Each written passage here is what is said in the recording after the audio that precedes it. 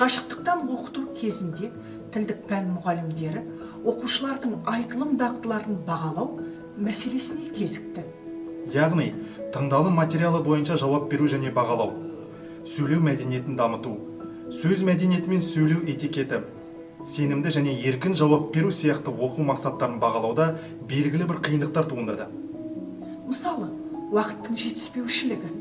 Сабақ сәтінде барлық оқушылардың жауабын тыңдауға мүмкіндік болмайды. Орталықтандырылған жауаптар қорының жоқтығы.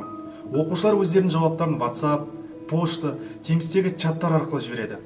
Кейде олардың жауаптарын жинақтау қиынға соғады. Ал бұл өз алдында оқушының даму траекториясын бақылауға кері әсерін тигізеді.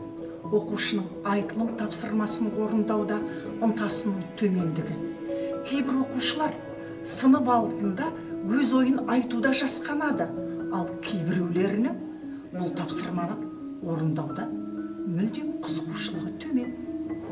Осы мәселелерді шешу үшін біз мұғалімдерге Flipgrid онлайн платформасын қолдануға кеңес береміз. Бұл платформаны қалай қолдануға болады?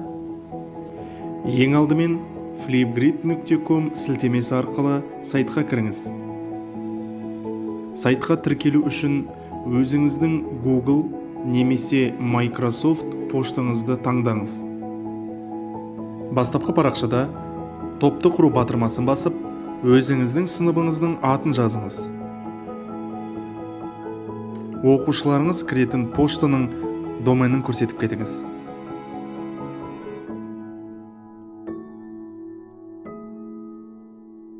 Сыныбыңызға оқушыларды қосу үшін берілген сілтемені оқушыларыңызға жіберіңіз. Тапсырманы енгізу үшін тақырыпты қосу батырмасын басыңыз. Тапсырманың атауын, нұсқаулығын және дескрипторларды жазыңыз. Айтылым мәтіннің уақытын көрсетіп кетіңіз. Субтитрларды алып тастауға болады. Тыңдалым мәтінін әртүрлі жолдармен енгізуге болады. Соңында тақырыпты құру батырмасын басыңыз.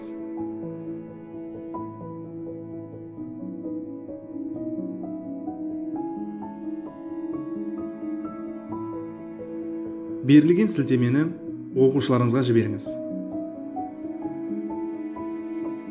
Оқушыңыз тапсырманы орындау үшін сіз берген сілтемені немесе кодты теріп, тапсырманың нұсқаулығы мен дескрипторларымен танысып, өзінің жауабын видео арқылы жібереді.